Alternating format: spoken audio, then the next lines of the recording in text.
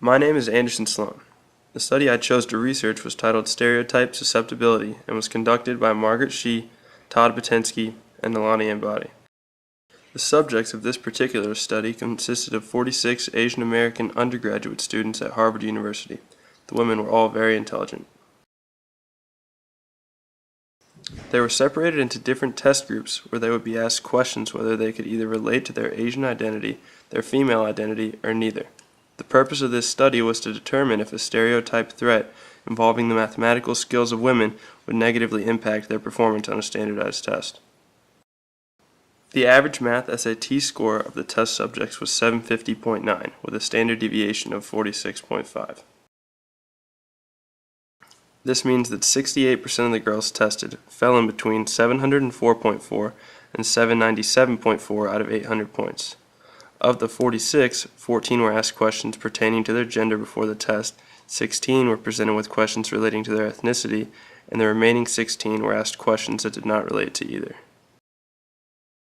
In the female identity salient group, the girls were asked whether they lived on campus and if they preferred co-ed dorms or single-sex dorms. The women had to answer whether they preferred co-ed or single-sex and provide the top 3 reasons why they chose one or the other. In the Asian identity salient group, the women were asked whether they spoke another language or not. They were asked what opportunities they had to speak this language on campus and how long their families had been living in America. These questions are in relation to the women's ethnicity, whereas the questions in the first test group were aimed toward recognizing the women's gender. The control group was asked unrelated questions about the university's telephone service.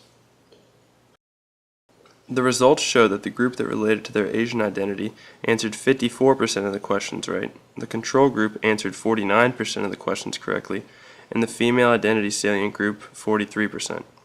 The females in the Asian identity salient group scored significantly higher than the women that were in the female identity salient group. In this particular study, it appears that recognizing their Asian ethnicity may have led to an encouraging stereotype that subconsciously led the women in that group to perform higher. To the contrary, the women that recognized their identities as females may have subconsciously associated with the negative stereotype threat that women are not as naturally gifted at maths and sciences.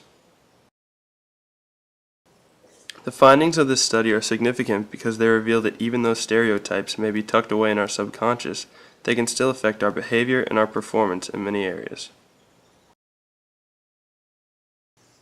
Thank you for your time, and I hope you enjoyed my presentation.